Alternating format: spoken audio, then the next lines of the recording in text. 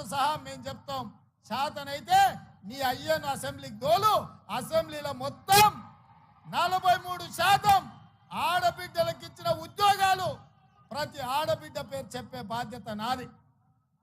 సభలోకి రారు సన్నాసులు, సభలో మాట్లాడరు, రమ్మంటే పారిపోతారు, కళ్ళలకు చూడడానికి భయం, ఇంటికాడ వంటారు, ఫామ్ హౌస్లో ఉంటారు, నల్లగొండలో పోయి ఉపన్యాసాలు చెప్తారు.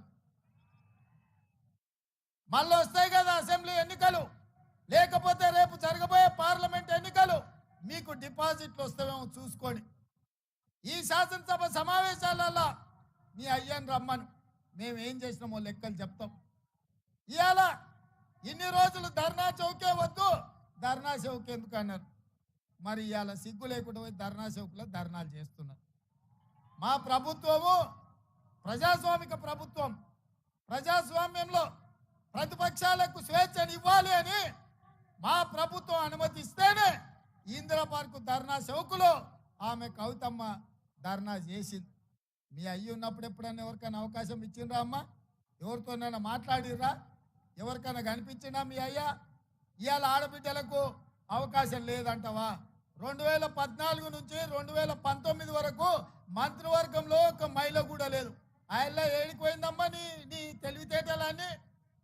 ఆయల్లో నీకు శాత కాలేదా మీ నాయనని అడగనికే? అయ్యా ఒక మంత్రిని ఈ మంత్రివర్గంలో అని. అది మాత్రం శాత కాదు. 90 రోజులు కాలేదు. ఓ దిక్కు 6 అడుగులైనా, ఓ దిక్కు పోయడముతైనా, ఇంకొక దిక్కు కవితమ్మ. వీళ్ళందరూ బయలుదేరిండ్రు మనతో కొట్లాడతారంట. ఏందా కొట్లాడేది? మీ శాతనైతే మీరు ఏం చేసిరో చెప్పుర్రి. ఇక ఆయన మేడిగడ్డ 3 పిల్లర్లు పోయినాయి. 3 పిల్లర్లు పోయినాయి కాబట్టి అవి కట్టురని. ఎందుకు తొందర పడుతున్నావు కేసీఆర్? బండారం బయట పడుతుందనా? మేడిగడ్డ కాస్త మేడిపండు అయింది, మొత్తం కుప్పగూలుతుంది, మళ్ళీ వాన వస్తాయనా? ఆయన ఉద్దేశం అంతా ఆయన కట్టింది కుంగింది, అన్నారం పగిలింది కాబట్టి అర్జెంటుగా దానికి పూత ఊసి హరేక్ మాల్తోని దాన్ని రిపేర్ చేసి ఇక అయిపోయింది, మా చేతులు ఏం లేదు, మొత్తం వాళ్ళదే అని మా మీద నెట్టనికనా?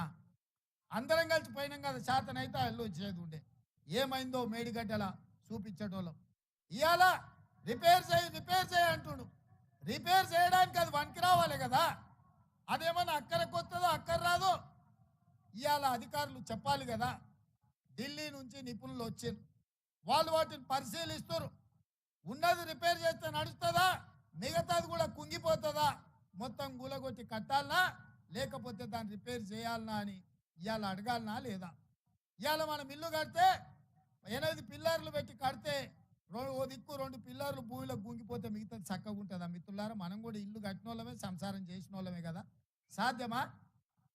ఇవాళ నీళ్ళు ఎట్లా నింపుతారా? ఓ దిక్కు మొత్తం బలిగిపోయి దాంట్లో నీళ్ళు నింతాయా? చెరువు నిండితే అలిగెళ్తే కూడా నీళ్ళు పోతాయి. తూము పగిలిపోతే మొత్తం అంతా బాగానే ఉంది కానీ తూము బొక్క పడితే నీళ్ళు ఉంటాయా? ఇవాళ మేడిగడ్డ కూడా దాదాపుగా 10 పిల్లర్లు భూమిలకు 2 మీటర్లు కుంగిపోయినాయి. అవన్నీ దాచిపెట్టి ఇవాళ ఆయన మేడిగడ్డ బాగానే ఉందంటు.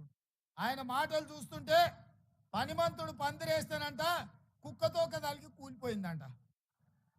మనం నాగార్జున సాగర్ కట్టినాము, శ్రీశైలం కట్టినాము, ఎస్ఆర్ఎస్పి కట్టినాము, శ్రీరామ్ సాగర్ కట్టినాము. ఇట్లా ఈ తెలంగాణ రాష్ట్రంలో 40 ఏళ్ళు 50 ఏళ్ల కింద జూరాల కట్టినాం ప్రాజెక్టు. 40-50 ఏళ్ళైనా